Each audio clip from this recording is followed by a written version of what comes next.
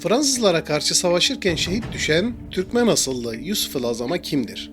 1884 yılında Şam'ın Şugur mahallesinde doğan şehit Yusuf-ül Azam'a askeri eğitimine küçük yaşlarda başladı. 1900 yılında 16 yaşındayken İstanbul Askeri Hazırlık Okulu'na gitti. Daha sonra İstanbul'daki Kara Harp Okulu'na geçti ve 1903'te teğmen rütbesiyle mezun oldu.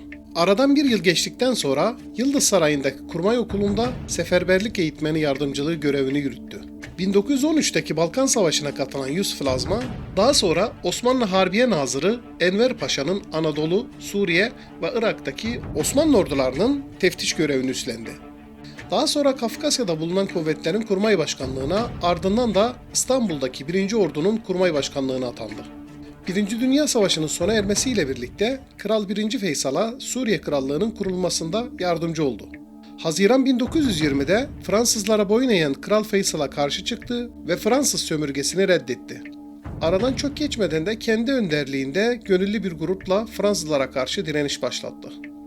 24 Temmuz 1920'de Yusuf-ül Azam'a liderliğindeki 3000 Suriyeli gönüllü uçak, tank ve makinalı tüfeklerle donatılmış 9000 işgalci Fransız'a karşı savaştı. Tüfeğindeki son kurşuna kadar savaşan El Azam'a mücadele verirken şehit olan ilk Türkmen asıllı savaş bakanı olarak tarihe geçti.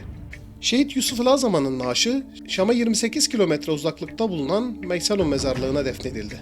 Modern çağ edebiyatı ve şiirleri arasında hala ön sıralarda yer alıyor.